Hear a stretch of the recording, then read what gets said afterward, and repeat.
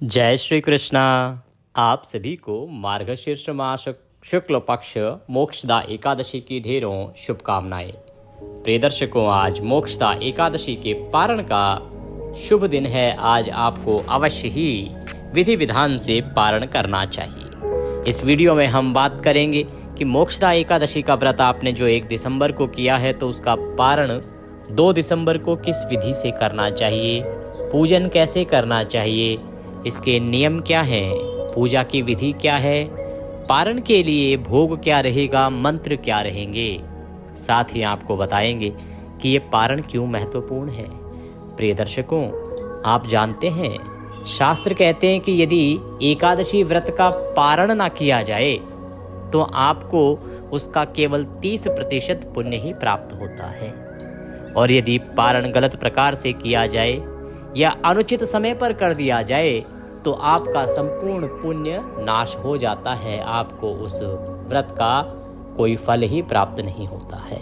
इसीलिए हम प्रत्येक एकादशी पर आपके लिए पारण विशेष वीडियो लेके आते हैं, जिससे कि आप उसके द्वारा विधि विधान से पारण करके अपने व्रत को सफल बना सकें। आइए जानकारी आरंभ करते हैं। वीडियो यदि थोड़ा सा भी अच्छा लगे तो कृपया उसे एक बार लाइक अवश्य कर दीजिएगा, और अपने व्रत की सफलता के लिए तथा भगवान श्री हरि का आशीर्वाद प्राप्त करने के लिए कमेंट बॉक्स में अवश्य लिखिएगा जय श्री हरि या ओम नमः भगवते वासुदेवाय। आप जितना लिखेंगे उतना कल्याण होगा।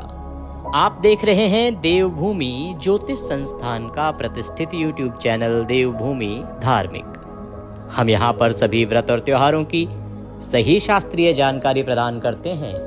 ज्योतिष शास्त्र और पंचांग के आधार पर आपको बताते हैं कौन सी तिथि कब है, व्रत आदि कब करना है, क्या विधि है, क्या नियम है और क्या गलती नहीं करनी है।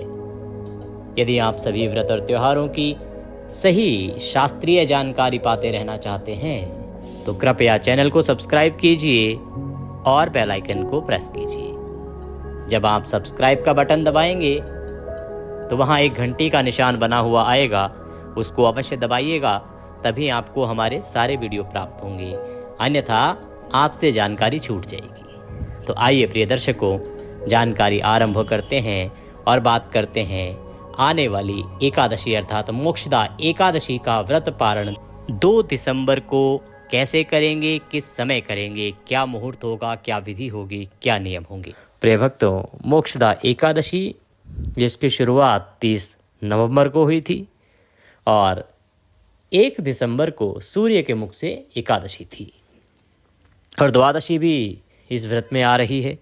इसीलिए श्रेष्ठ व्रत 1 दिसंबर को था और आप सभी ने 1 दिसंबर को ही व्रत किया होगा। व्रत करने के बाद जो पूजा की विधि है उसके अनुसार पूजन करना चाहिए, संकल्प करना चाहिए, कथा श्रवण करनी चाहिए। इन नियमों को आप कर चुके होंगे। इसके बाद आपको नियम अनुसार दिन को व्यतीत करना चाहिए। क्या है नियम? नियम कहते हैं कि आपको ब्रह्मचर्य का पालन करना है, जो आप 10वीं तिथि से ही आरंभ कर देते हैं। दूसरा, इस दिन आपको किसी के साथ लड़ाई झगड़ा नहीं करना, वैर भाव नहीं रखना, किसी की बुराई नहीं करना। पर निंदा आपके संपूर्ण व्रत फल को नष्ट कर देगी। भगवान कहते हैं कि यदि आप पर निंदा करते हैं व्रत करके, पर निंदा से अभिप्राय है किसी अन्य की निंदा। अब कई बार लोग कहते हैं पंडित जी हम निंदा थोड़ी कर रहे हैं, हम तो बता रहे हैं कि उनके अंदर क्या क्या बुराइयां हैं। भाई, दूसरे की बुराइयों को बताना किसी तीसरे के सामने, यही निंदा कहलाती है। इसीलिए पर निंदा से आपको बचना है। आपने व्रत किया है तो अपने व्रत को सफल बनाने के लिए पर निंदा कदापि ना कीजिएगा। घर में भगवान विष्णु विराजमान है, अतः किसी प्रकार का कलह कलेश ना हो, किसी प्रकार की परेशानी ना हो, और शांत चित्त होकर भगवान के चरणों में मन को लगाते हुए दिन को व्यतीत कीजिए। सायंकाल को कीर्तन करना चाहिए, कीर्तन की महिमा है। रात्रि काल को जागरण कीजिएगा। 1 तारीख को जागरण की बड़ी महिमा है। कीर्तन के लिए आप आसपास कहीं मंदिर है, वहाँ कीर्तन होता है, जा सकते हैं। अगर मंदिर नहीं है या नहीं जा सकते हैं तो आप स्तोत्रों का श्रवण कीजिए घर पर रहकर ही। हम आपकी सुविधा के लिए एक वीडियो भी अपलोड करते हैं जिसमें 3 से 4 स्तोत्र होते हैं, गीता भी होती है, उसमें गीता का भी पाठ होता है। तो उनको श्रवण करने से आपको कीर्तन के फल को प्राप्ति में सहायता होती है, कीर्तन का फल प्राप्त होता है। और उससे बड़ी बात, रात्रि जागरण में सुनने में उनकी बड़ी महिमा है। आपने यदि आज का हमारा मार्गशीर्ष मास महात्म्य सुना होगा तो भगवान नारायण ने स्वयं कहा है उसमें। देखिए, आप जानते हैं हमारे यहाँ पर जो महात्म्य है ना, वो सुनाया जाता है जो पुराणों में वर्णित है, जो हजारों साल पुराने जो हमारे पुराण हैं उनमें जो लिखा हुआ महात्म्य है। हम ऐसा नहीं कि 4 कथाएं जोड़ के महात्म्य सुना देते हैं। हमारी 4 पीढ़ियां इसी पांडित्य कर्म में बीती हैं, इसीलिए हमारे पास सैकड़ों साल पुरानी पुस्तकें पुराण हैं जहाँ वो सब चीज़ें लिखी हैं। आजकल तो विलुप्त हो गए हैं सब। तो वो सही जो पुराण जो भगवान विष्णु के श्रीमुख से ब्रह्मदेव को सुनाया गया था, वही पुराण हम आपको सुना रहे हैं। और प्रत्येक माह का पुराण हम सुनाते ही हैं। तो उसमें वर्णन आया है, भगवान स्वयं कह रहे हैं, भगवान विष्णु, कि आपको रात्रि काल के जागरण के समय विष्णु सहस्त्र नाम, भगवान विष्णु के 1000 नामों का पाठ करना चाहिए या श्रवण करना चाहिए। गीता का अध्याय सुनना चाहिए या पढ़ना चाहिए। भगवान के स्तोत्र को जब आप रात्रि जागरण में या कीर्तन में पढ़ते हैं या सुनते हैं तो उससे अनंत पुण्य की प्राप्ति होती है। भगवान दोनों चीज़ कहते हैं कि देखो, या तो आप वाद्य यंत्रों के द्वारा, गीतों के द्वारा भगवान को प्रसन्न कीजिए। वो नहीं कर सकते क्योंकि सभी लोग ना तो ढोलक बजा सकते हैं, ना चिमटे बजा सकते हैं, ना ही उनको बाकी और जो बजाने के वाद्य यंत्र हैं वो बजाने आते हैं, ना ही गा सकते हैं, ना ही नृत्य कर सकते हैं। तो भगवान कहते हैं मेरे स्तोत्र का श्रवण कीजिए, मेरे स्तोत्र पढ़िए, तब आपको उसका पुण्यफल प्राप्त हो जाएगा। तो इसीलिए जो कीर्तन ना जा सकें वो उस वीडियो को देख लीजिएगा। मैं आपकी सुविधा के लिए 4 से 5 स्तोत्र और पाठ उसमें होते हैं एक ही वीडियो में, आप उसको सुन लीजिएगा। उससे आपको ये कीर्तन का फल और रात्रि जागरण फल प्राप्ति में सहायता होगी। तो कीर्तन कीजिए, रात्रि जागरण कीजिए और अगले दिन सूर्य उदय से पहले उठ जाइए पारण की पूजा के लिए। और व्रत क्योंकि आपने किया है ना, तो आपको सूर्य उदय से पहले उठना ही चाहिए। ध्यान दीजिएगा, इस एकादशी का पारण अगर आप सुबह सुबह ना करें तो उत्तम रहेगा। सुबह सुबह नहीं करने की ही सलाह दी जाती है। उसका कारण क्या है ये आपको बताएंगे कि क्यों नहीं करना है सुबह सुबह और कब करना है ये बताएंगे। अब पहले सुबह उठने के बाद आपने क्या पूजा करनी है, कैसे पूजा करनी है, भोग आदि, उस सब के ऊपर चर्चा करते हैं, वह बताते हैं। तो स्नान आदि से निवृत्त हो जाइए, स्वच्छ वस्त्र धारण कीजिए। स्वच्छ वस्त्र धारण करके स्नान आदि से निवृत्त होके और भगवान की पूजा करेंगे, पारण के दिवस की पूजा करेंगे। आपने पूजा की चौकी एकादशी के दिन लगाई होगी अगर आपने हमारी बताई हुई विधि से पूजा किया होगा तो। और अगर आपने, क्योंकि आपको जानकारी नहीं थी हमारे द्वारा बताई गई पूजा विधि की, तो आपने जिस भी विधि से पूजा की होगी, ठीक है। आज आपको चौकी स्थापित करनी है जिन्होंने स्थापित नहीं कर रखी है। तो इसके लिए क्या सामग्री चाहिए कि पारण वाले दिन पूजा के लिए, वह एक बार नोट कर लीजिए। इसमें से अधिकतर सामग्री आपके घर में ही उपलब्ध होती है।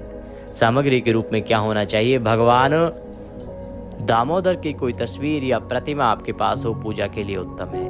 कुछ नहीं, लड्डू गोपाल ले लीजिएगा। लड्डू गोपाल जी को स्नान कराने की बड़ी महिमा है। लड्डू गोपाल नहीं तो आप सालिग्राम भगवान ले लीजिएगा, उनको स्नान कराने की बड़ी महिमा है। तो भगवान की कोई तस्वीर या प्रतिमा लेनी है, बाल स्वरूप भगवान का लेते हैं तो वह अत्यंत कल्याणकारी कहा गया है, क्योंकि इस एकादशी पर भगवान के दामोदर स्वरूप की पूजा ही उत्तम कही गई है। और भगवान दामोदर का स्वरूप कौन सा है, जब भगवान ने मक्खन चुराना शुरू किया, मटकी फोड़ना शुरू किया, जब वो बाल्यावस्था में थे। तो इसीलिए लड्डू गोपाल का अगर आपके पास हैं तो उनको आप स्थापित कीजिए पूजा के लिए। उनको स्थापित करने के लिए चौकी लीजिए। चौकी पर बिछाने के लिए पीला वस्त्र या लाल वस्त्र हो उत्तम है। इसके अतिरिक्त रौली, मौली, पान, सुपारी, लौंग, इलायची, धूप, दीप, नैवेद्य, पुष्प की माला और इत्र, जनेऊ, एक तांबे का लोटा, ये सभी सामग्री जो है पूजा में प्रयोग करनी है। कमल पुष्प अगर मिल जाए तो, एकादशी का दिन है और मार्गशीर्ष मास में कमल या जटी पत्र और जटी पुष्प अर्पित करने की बड़ी महिमा है। शमी पत्र भी आज भगवान को पारण के समय आप अर्पित कर सकते हैं। अभी तक आपने शमी पत्र की महिमा केवल भगवान शंकर को अर्पित करने की सुनी होगी। फिर मैं सलाह दूंगा कि हमारे चैनल पर जो महात्म्य सुनाया जाता है उसको श्रवण कीजिए। अनेकों प्रश्नों के उत्तर आपको वहाँ मिल जाएंगे। शमी पत्र की महिमा भगवान नारायण ने स्वयं बताई थी 11वें अध्याय में। जब वो पुष्प किस प्रकार के भगवान को अर्पित करने चाहिए इसका वर्णन आया था, भगवान ने बताया था कि वो किस प्रकार के पत्र और पुष्प से प्रसन्न होते हैं। वहां पर शमी पत्र का भी वर्णन है। शमी पत्र से भी भगवान को अनंत प्रसन्नता होती है मार्गशीर्ष मास में या एकादशी के दिन। तो इस एकादशी, मार्गशीर्ष एकादशी है ये, इसीलिए आपको शमी पत्र भी इस दिन अर्पित कर सकते हैं अगर आपके पास उपलब्ध हो तो। ये सारी सामग्री आप एकत्र कर लीजिए। एकत्र करके आसन लगा के बैठ जाइए। तांबे का लोटा लीजिए, उसमें पहले गंगा जल भरिए, फिर शुद्ध जल भरिए। सबसे पहले फूल के माध्यम से जो स्थान है ना, जहाँ बैठ के आप पूजन कर रहे हैं, जो पूजा की सामग्री है, उस पर जल के छींटे दीजिए। ओम पवित्रो पवित्रवांग सर्वांग वस्तांगतोपि वाम यह स्मरेत पुंडरीकाक्षं सवयंतरः शुचिः ओम। इस प्रकार से आपने जल के छींटे देके स्थान को पवित्र किया है, सामग्री को शुद्ध किया है, भगवान को अर्पित करने के योग्य बनाया है। अब आप भगवान की स्थापना करेंगे। स्थापना करने के लिए चौकी को बिछाइए। चौकी पर लाल वस्त्र या पीला वस्त्र, जो वस्त्र आपके पास है वह बिछाइए। भगवान की तस्वीर या प्रतिमा जो भी आपके पास है उसको स्थापित कीजिए। उनके सीधे हाथ की ओर घी का दिया रखिए, और अगर तेल का दिया है तो उल्टे हाथ की ओर सामने की दिशा में रख दीजिए। धूप जो है दीपक के विपरीत दिशा में रखिए। इस प्रकार से चौकी पर विराजमान कीजिए भगवान को। एक छोटे से पात्र में थोड़ा सा जल ले लीजिए आपकी जलाचमनी करने के लिए, या जो लोटे में जल भरा है उसी में से थोड़ा सा एक कटोरी में डाल लीजिए, और एक छोटे से चम्मच से आप अपने हाथ पर, सीधे हाथ पर जल लेके आचमनी करेंगे एक एक मंत्र पर, जैसे हम बताते हैं। एक एक चम्मच जल एक एक मंत्र पर लीजिएगा और ग्रहण कीजिएगा। और जो निर्जला व्रत करते हैं वो केवल 2 बूंद ही जल लीजिएगा, अधिक ना लीजिएगा, क्योंकि इसका एक नियम है। 6 मासा जल जो है निर्जला एकादशी के व्रत में आचमनी के रूप में प्रयोग करना चाहिए, इससे ज़्यादा नहीं करना चाहिए। तो इसीलिए जल सीधे हाथ पे लीजिएगा। ओम माधवाय नमः पी जाइएगा। फिर से लीजिए। ओम केशवाय नमः पी जाइए। ओम नारायणाय नमः जल हाथ पे लीजिए, पी जाइए। ओम ऋषिकेशाय नमो नमः हस्तो प्रक्षालनम हाथ धो लीजिए। हाथ धोने के बाद अब आप भगवान का पूजन आरंभ करेंगे। घी का दिया सामने है उसको जला लीजिए और धूप को जला लीजिए। सबसे पहले भगवान को पद्य अर्घ्य आचमनी अर्पित करेंगे। तो भगवान को जो आपने चौकी पे विराजमान किया है, अभी हम उनको अभिषेक कराएंगे, जल आदि अर्पित करेंगे ना। अगर लड्डू गोपाल जी की प्रतिमा आपने स्थापित की है तो उन लड्डू गोपाल जी को आप किसी थाली में या किसी ऐसे पात्र में रख लीजिए जैसे कि वो जल फैले नहीं। और जिन्होंने तस्वीर स्थापित की है, आप उनके सामने एक कटोरी आदि रख दीजिए, उसमें पूजा का जल अर्पित कीजिएगा जैसे बोलते जाएं। भगवान को सबसे पहले पद्य अर्घ्य आचमनी अर्पित करते हैं। तो जो तस्वीर पर पूजन कर रहे हैं वो एक एक चम्मच जल अर्पित करेंगे सामने रखी हुई कटोरी में, एक एक मंत्र पर जब हम बताएंगे तो। और जो लोग लड्डू गोपाल स्वरूप की किसी भी प्रतिमा पर पूजन कर रहे हैं, तो जहाँ जहाँ हम जल चढ़ाने को कहें वहाँ पे आप जल अर्पित कीजिएगा। 1 चम्मच जल अर्पित करेंगे, भगवान का पद प्रक्षालन करेंगे सबसे पहले। ओम भूर्भुवः श्री दामोदराय नमः नारायणाय नमः वासुदेवाय नमो नमः। मोक्षदा एकादशी पारण दिवसस्य पूजा अंतर्गते श्री दामोदर निमित्तार्थाय पद्यम समर्पयामि। पद्य के रूप में 1 चम्मच जल सामने रखे पात्र में अर्पित कीजिए। जो भगवान की प्रतिमा का पूजन कर रहे हैं वो पैरों पर जल अर्पित कीजिए। अब भगवान को अर्घ्य देंगे। अर्घ्य आप शंख में जल भर के भी दे सकते हैं जो प्रतिमा पर पूजन कर रहे हैं। बाकी तस्वीर वाले सामने रखे पात्र में 1 चम्मच जल अर्पित कीजिएगा। ओम भूर्भुवः श्री वासुदेवाय नमः दामोदराय नमः नारायणाय नमो नमः। अर्घ्यम समर्पयामि जलाचमनिं कुरुः। जल आचमनी के रूप में 1 चम्मच जल आप अर्पित करेंगे भगवान की प्रतिमा के सामने, या जो तस्वीर पर पूजन कर रहे हैं सामने रखे पात्र में। ओम भूर्भुवः श्री नारायणाय नमः श्री दामोदराय नमः श्री वासुदेवाय नमो नमः जल आचमनिं समर्पयामि। इस प्रकार से आपने पद्य अर्घ्य आचमनी कराया। अब भगवान को स्नान कराएंगे। तो एक शंख लीजिए और शंख में जल भरिए और भगवान के सर से जल को अर्पित कीजिएगा, मस्तक से। एक एक बूंद जो आप ये शंख से अर्पित कर रहे हैं, ये आपको हजारों वर्ष वैकुंठ में प्रदान करती है। शंख में जल भर के भगवान को स्नान कराएंगे मस्तक से। ओम भूर्भुवः श्री दामोदराय नमः नारायणाय नमः वासुदेवाय नमः स्नानम जलम समर्पयामि। स्नान कराएंगे। स्नान कराने के बाद आपको पंचामृत से स्नान कराना है। पंचामृत बना लीजिए। कच्चा दूध, दही, घी, शक्कर, गंगाजल, शहद का प्रयोग वर्जित कहा है। ये भी आपने पुराण में सुना होगा। मार्गशीर्ष मास महात्म्य में भी भगवान नारायण ने इसके विषय में चर्चा की है, बताया है ब्रह्मदेव को। तो पंचामृत बनाइए और पंचामृत भगवान को अर्पित कीजिए। ओम भूर्भुवः श्री नारायणाय नमः श्री दामोदराय नमः श्री वासुदेवाय नमो नमः। जो लोग तस्वीर पर पूजन कर रहे हैं वो पंचामृत को फूल पर लगा के अर्पित कीजिएगा। पुनः शुद्धोदक स्नान कराएंगे, शुद्ध जल से स्नान कराएंगे। अब आप शंख में जल भरेंगे, उसमें थोड़े से ना पुष्प अगर मिल जाए, कोई भी फूल की पत्तियां उसमें डाल लीजिए, या सफेद चंदन हो तो वो डाल लीजिए। गंधयुक्त जल से स्नान कराना अत्यंत कल्याणकारी है भगवान को। शंख में भर के ओम भूर्भुवः श्री दामोदराय नमः, नारायणाय नमः, वासुदेवाय नमो नमः। शंख से जल अर्पित कीजिए। जब तक जल की बूंदें आ रही हैं तब तक मंत्र बोल सकते हैं, दामोदराय नमः, दामोदराय नमः, दामोदराय नमः, दामोदराय नमः। इस मंत्र के साथ भी आप जल अर्पित कर सकते हैं। स्नान कराया आपने, भगवान को वस्त्र अर्पित करेंगे। अब वस्त्र के रूप में मौली का एक टुकड़ा तोड़िए और भगवान को अर्पित कीजिए। ओम भूर्भुवः श्री दामोदराय नमः, नारायणाय नमः, वासुदेवाय नमो नमः। वस्त्रम समर्पयामि, वस्त्रम उपवस्त्रम यज्ञोपवीतम। यज्ञोपवीत अर्पित करेंगे। यज्ञोपवीत क्या होता है? जनेऊ। तो जनेऊ लीजिए और भगवान को अर्पित कीजिएगा। जनेऊ को रौली कुमकुम आदि से तिलक कर लीजिएगा। ओम भूर्भुवः श्री नारायणाय नमः, वासुदेवाय नमः, श्री दामोदराय नमो नमः। यज्ञोपवीतम समर्पयामि। यज्ञोपवीत अर्पित कीजिए। इसके बाद इत्र लगाइए। इत्र को फूल पर लगा लीजिए और वह भगवान को अर्पित कीजिए। ओम भूर्भुवः श्री वासुदेवाय नमः, श्री नारायणाय नमः, श्री दामोदराय नमो नमः। इत्रम समर्पयामि। इत्र समर्पित कीजिए। इत्र के बाद भगवान को तिलक लगाइए। रौली कुमकुम आदि का तिलक कीजिए। ओम भूर्भुवः श्री दामोदराय नमः, वासुदेवाय नमः, नारायणाय नमो नमः। तिलकम समर्पयामि। तिलक समर्पित कीजिए भगवान को। तिलक करके पुष्प की माला और पुष्प अर्पित कीजिए।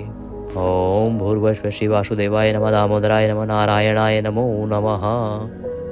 पुष्पम समर्पयामि। माल्यार्पणम कुरुः। अगर माला है तो भगवान को माला पहनाइए, पुष्प अर्पित कीजिए। माला पहना के पुष्प अर्पित करके अब भगवान को धूप दिखाएंगे और दीप दिखाएंगे। ओम भूर्भुवः श्री वासुदेवाय नमः, नारायणाय नमः, दामोदराय नमो नमः। धूपम अग्रापयामि।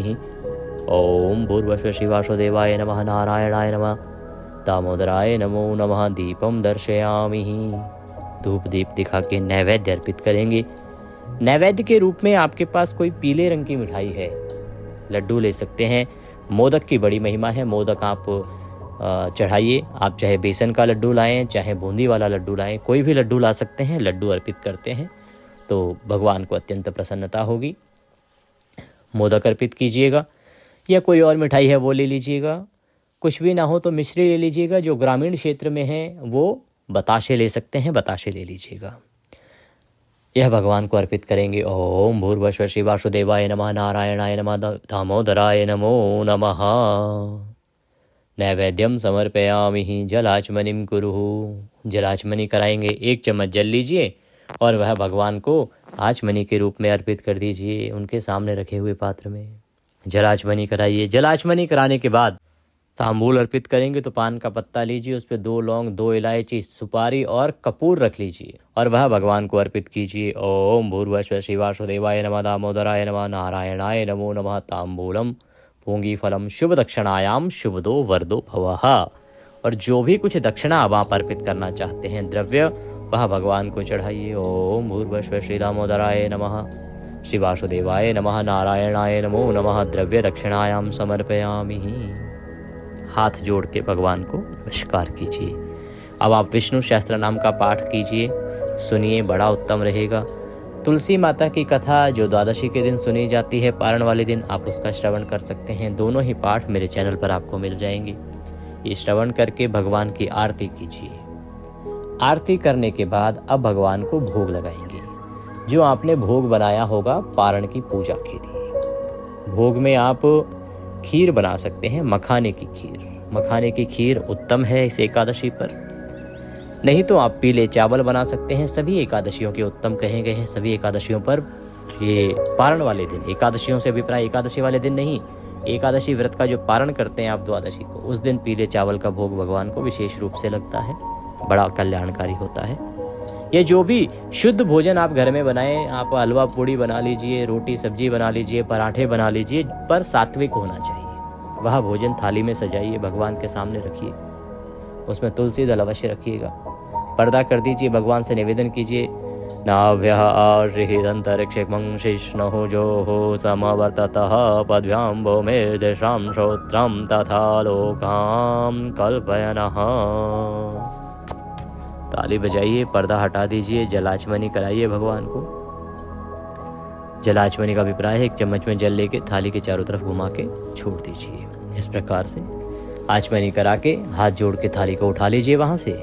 इस प्रसाद को बाकी प्रसाद में मिला दीजिए। जब आप व्रत खोलेंगे तो सबसे पहले इसी में से आपको ग्रहण करना है। आपने भगवान को भोग लगा दिया। अब अंतिम प्रक्रिया आती है पुष्पांजलि की। पुष्पांजलि करने के लिए हाथों में पुष्प ले लीजिए। इसे क्षमा याचना भी कहते हैं। ये किसी भी पूजा पाठ की सफलता के लिए आवश्यक होती है। हाथ में पुष्प लेके खड़े हो जाइए, भगवान से निवेदन कीजिए। आवाहनम न जानामि विसर्जनम पूजम चैवम न जानामि क्षम्यताम परमेश्वर। हे प्रभु, न हम आपका आवाहन जानते हैं, न पूजन जानते हैं, न विसर्जन जानते हैं। हम तो अज्ञानी जीव हैं। जैसी बन पड़ी है वैसी सेवा आपके श्री चरणों में की है। हमने ये एकादशी का व्रत किया है, एकादशी के दिन की पूजा तथा पारण के दिन की पूजा की है। इसमें कोई भी हमसे गलती त्रुटि भूल आदि हो गई हो तो उसे क्षमा कीजिएगा। हम अज्ञानी जीव हैं, जैसी बन पड़ी है वैसी सेवा आपके श्री चरणों की है। प्रभु, आपको अर्पित करने के लिए हमारे पास कुछ नहीं है। तन मन धन सब कुछ आप ही का है। हमारे पास केवल क्या है? मालती मलका जाति सत्पत्रादि संयुक्तम पुष्पांजलि मया दत्तम ग्रहणाम परमेश्वर। यह पत्र पुष्प की भेंट है भगवान, इसे स्वीकार करें और दया का आशीर्वाद प्रदान करें। वह पुष्प भगवान के चरणों में अर्पित कर दीजिए। हाथ जोड़ के नमस्कार कीजिए। पुरुष जन दंडवत प्रणाम कीजिए। खड़े खड़े परिक्रमा कर लीजिए। यानि कानि च पापानि प्रदक्षिणाम पदे पदे, यानि कानि च पापानि प्रदक्षिणाम पदे पदे, यानि कानि च पापानि प्रदक्षिणाम पदे पदे। परिक्रमा करके और फिर भगवान को सर झुका के इस प्रकार पूजन पूर्ण हुआ।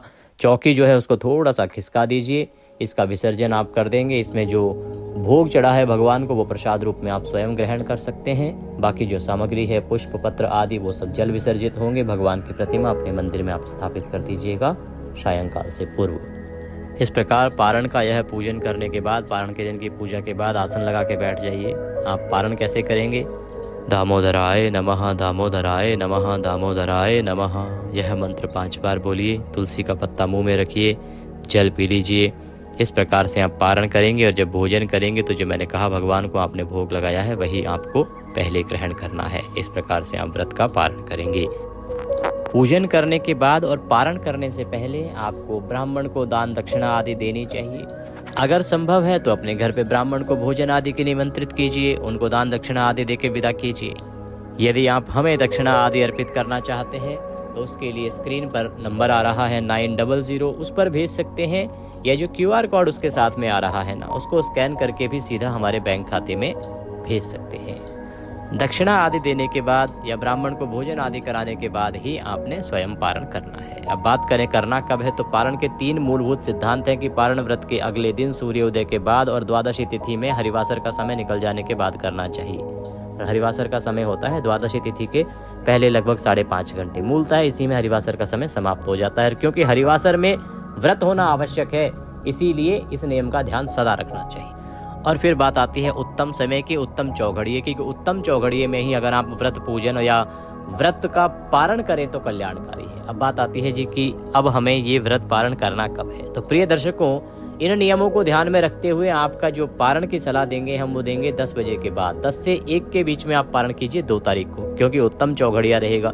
सुबह सुबह बाकी मूल 3 सिद्धांत तो पूरे हो रहे हैं पर चौघड़िया उत्तम नहीं है। पहला चौघड़िया रोग का है, दूसरा उद्वेग का है। इनमें पारण करना उत्तम नहीं रहेगा, इतना फलदायी नहीं रहेगा। इसीलिए उत्तम समय की अगर आप बात करेंगे तो वो 10 से 1 बजे के बीच में है। इसमें आप पारण करें, कल्याणकारी रहेगा। कुछ और पूछना चाहें, कहना चाहें तो कमेंट बॉक्स में लिख के पूछ लीजिएगा या स्क्रीन पर जो नंबर आ रहा है उस पर पूछ लीजिएगा।